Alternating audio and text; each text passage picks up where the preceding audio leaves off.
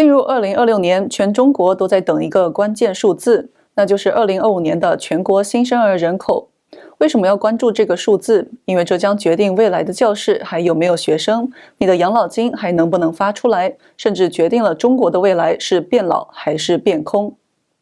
中共官方在1月19日公布，2025年中国出生人口创下自1949年有记录以来的新低，只有792万人。但这个数字真的可信吗？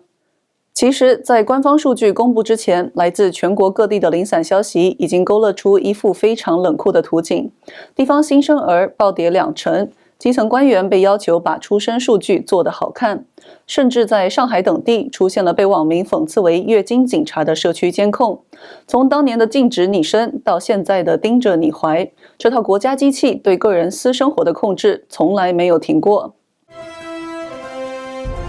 大家好，这里是大时局，我是 Angela。如果您想及时了解中国及全球大事，从瞬息万变的新闻资讯中迅速抓住最核心信息，了解新闻内幕，一定要订阅大时局。每天早上6点到晚上11点，为您全天更新资讯。每周1、3、5，每冬晚上7点有早安中国直播节目，为全球华人提供一个真实、深入、具有全球视角的新闻讨论平台。我们先不看全国总数，因为在中国真实的情况往往先藏在那些不起眼的地级市和县城里。让我们看一组令人心惊的数据。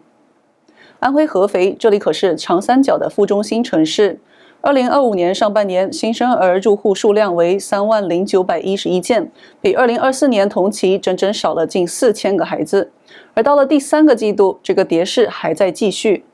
再来看北京延庆区，这是首都的后花园。2025年上半年生育登记只有719例，相比2024年的1058例暴跌了32%。官方数据显示，当地并没有大规模人口外流，也就是说，人还在，只是大家集体决定不生了。在安徽合肥从事装修工作的王先生告诉我们，今年装修房屋的数量明显低于往年2到3成。他说，一方面是收入下降，大家减少支出；另一方面，这几年身边生孩子的人少了。以前同事一年还能听到好几个生孩子的，现在很久都没有动静。谈及原因，王先生认为结婚时间推迟是重要因素之一。很多人结婚都往后拖，有的干脆不结了，生孩子自然也往后放。这是最朴素的民间观察，却比任何专家的模型都更精准。当结婚变成一件高风险投资，生育自然就变成一件能不做就不做的奢侈品。说到生育，也顺便跟大家说一下，我们推荐的韩国济州岛红海参修复胶对孕妇产后修复有很好的作用。如果家里有条件生孩子的，建议给孩子妈妈准备一些这样的补品。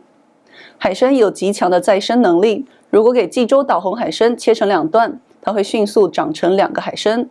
俗话说吃啥补啥，红海参有这么强的再生能力，对人体当然很有好处。红海参修复胶90%是野生红海参萃取物，10%是为了去除腥味而加入的蓝莓等成分，完全是纯天然制品，不含糖分和防腐剂。需要的朋友可以到节目描述栏点击购买链接，输入我们的频道专属优惠码大时局，可以享受85折优惠。好，我们继续回来关注新生儿的问题。一名持续跟踪北京城区人口变化的研究人员对我们说，周边城区的生育登记变化往往更早反映人口结构的调整。适龄的育龄人群规模在缩小，这是一个长期存在的趋势。今年是中国终止一胎化政策的第10年。过去一段时间，中国官方持续推出鼓励结婚和生育的配套措施，但在年轻群体中，婚姻推迟和就业不确定性上升等现实条件的影响下，出生人口的下行趋势还在继续。郑州公益人士彭阳对记者表示，在住房、教育和育儿等现实成本持续走高的情况下，是否具备生育条件已成了许多家庭必须面对的现实考量。彭阳说，对普通家庭而言，生育并不是简单的个人选择，而是与收入稳定性和长期支出能力直接相关。现在不是不想生，而是算下来根本承受不起。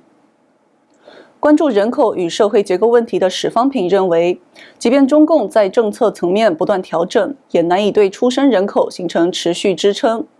他说，适龄的育龄人群规模缩小和结婚率下降与生育成本上升相互叠加，使出生人口继续下降，这是必然的结果。如果说地方数据只是局部截图，那么联合国人口司给出的则是一张残酷的全景图。联合国最新模型预测显示，中国2025年新生儿可能只有大约871万人。大家知道这意味着什么？这意味着中国在全球新生儿中的占比将第一次跌破7%，而在上世纪60年代，这个数字是27%。一个曾经为世界贡献1/4新生儿的超级大国，现在出生率只剩下了不到1/10。这不叫自然波动，这叫种族性的萎缩。有人会问，官方数据不是还维持在900万以上吗？我们独家采访了一位曾在沈阳从事计划生育工作的吴女士，她向我们揭开了那个数据黑箱。吴女士说，在她任职期间，出生人口数据并非单纯的统计结果，而是需要层层报送、层层审核。她说，基层单位在上报数据时，会根据上级预期来进行调整，很多时候并不是反映真实情况，而是以上一年的数据为基础，结合上级能够接受的区间来进行修订。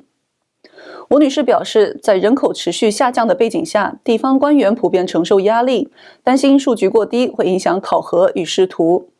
有些地方会通过调整统计口径，延后上报时间，甚至将部分出生登记拆分到不同周期，尽量让年度数据看起来不那么难看。北京大学的学者张先生一针见血地指出，当结婚人数、出生人口被当作官员的政绩指标时，数据就不再是信息，而是可以被做出来的成绩单。所以，当你看到官方即将公布的数字时，那可能只是经过了无数次美颜后的结果。张先生认为，如果缺乏对初婚、再婚及年龄结构等关键细分数据的公开，仅凭总量和同比增幅，将难以判断婚姻状况是否发生实质性的改善。在出生人口持续走低的背景下，人口红利减弱、老龄化加快等结构性问题受到关注。公开资料显示，近年来中共官方通过多种政策工具试图提高生育水平，相关措施在社会层面引发讨论。有网民将其形容为强行催生。在部分地区，为了提高生育率的政策目标，当局在催婚之外，进一步将目光投向社区层面的个人生活。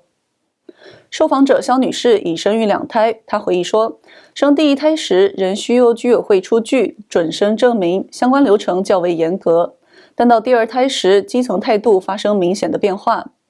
居委会网格员很热情，陪我去做产检，还给我送营养品。他说，共产党做事就是这么现实，计划生育的时候不让生，现在又叫你多生，不结婚也可以生。肖女士表示，她注意到一些基层组织开始通过走访、登记等方式掌握适龄女性的婚育状况，甚至关注是否怀孕。肖女士表示，我是真的想离开中国。在上海黄浦区，有小区居民反映，居委会或街道工作人员以关怀和健康管理为名，频繁询问女性的生理情况、备孕计划和生育意向。在个别地区，这类做法被网民讽刺为出现了月经警察。相关说法在社交平台上引发争议。当然，近年来当局也不断推出鼓励生育的政策工具，地方官更是挖空心思来刺激生娃。比如湖北有个天门市陆续出台多项生育奖补政策，包括结婚补贴、生育补贴和辅助生殖补贴等，这让天门市生育数据出现回暖的情况。但是湖北学者苏里对记者表示，天门市的情况更像是一种被政策制造出来的例外，而不是趋势性变化，并不能说明生育意愿发生根本上的转变。他说，各种补贴确实可能促使部分家庭生育，但这种刺激高度依赖财政投入，一旦补贴力度减弱，效果会很难持续。这不是生育环境的改善，而是用钱暂时拖住了数据。他进一步指出，在县城层面推出高额奖补政策，反而暴露出更深层次的问题，恰恰说明当地产业吸引力不足，青年持续外流，只能依赖一次性补贴，短暂地留住少量人口。从2017年以来，中国的出生人口一路走低，这已经是公开的秘密。官方的应对从放开3孩到发补贴，再到基层的催婚催生手段用尽。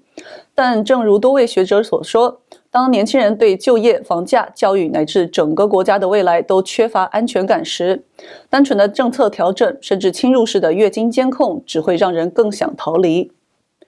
人口问题归根结底是信任问题。当一个社会让越来越多的年轻人得出结论，不是不想生，而是算下来根本承受不起，甚至不忍心让孩子来受苦，那么真正需要被优化的恐怕不是生育政策，而是这个国家的治理逻辑。感谢收看大时局的深度解析。如果您觉得这期节目帮您看清了数字背后的真相，请点赞、订阅并转发。我们下期再见。